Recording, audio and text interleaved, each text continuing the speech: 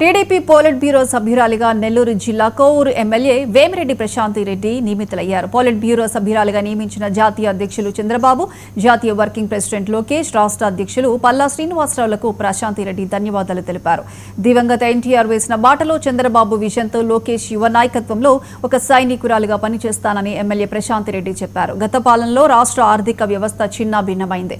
ఇప్పుడు కూటమి ప్రభుత్వం చేస్తున్న అభివృద్ధి పనులను సైతం అడ్డుకోవాలని వైసీపీ నాయకులు చేస్తున్న ప్రయత్నాలు తిప్పికొడుతూ రాష్ట్రాన్ని కూటమి ప్రభుత్వం మరింత ముందుకు తీసుకువెళ్తుందని వేమిరెడ్డి ప్రశాంత్ రెడ్డి చెప్పారు. చూసారు, ఈరోజు మీరు జగన్మోహన్ రెడ్డి గారు వచ్చి మాట్లాడిపోయిన విధానం, మేమొస్తే అది చేస్తాం, మేమొస్తే ఇది చేస్తామని చెప్పి. కానీ ఇలా ఎవరు కూడా భయపడి పారిపోరు. ఎందుకంటే మన విజనరీ ముఖ్యమంత్రి చంద్రబాబు నాయుడు గారి మీద ప్రతి ఒక్క ఇండస్ట్రియలిస్ట్కి ఈరోజు లోకేష్ బాబు మీద నమ్మకం ఉండి ఈ మాత్ర వేల కోట్లు, లక్షల కోట్లు మనకి ఫ్యాక్టరీస్ పెట్టడానికి ఇక్కడికి వస్తుంటే వీళ్ళు చెప్పిందంతా నమ్మి ఎవరు వెళ్ళిపోరు. అది వాళ్ళు మర్చిపోతున్నారు.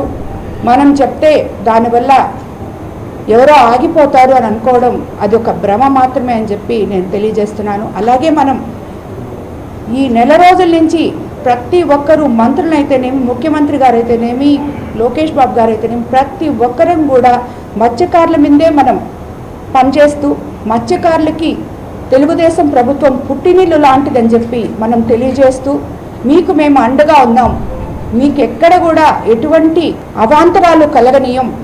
మీరు వేటకు వెళ్ళే సమయంలో కూడా ఇంతకు ముందు జరిగిందంతా ఒక ఎత్తు అయితే ఇప్పుడు మేము అధికారంలోకి వచ్చాం, మేము మీ పక్కనున్నాం, మీకు బోట్లు కూడా ఇస్తామని చెప్పి కూడా మన కలెక్టర్ గారు అయితేనేమి, అధికారులు అయితేనేమి, మంత్రి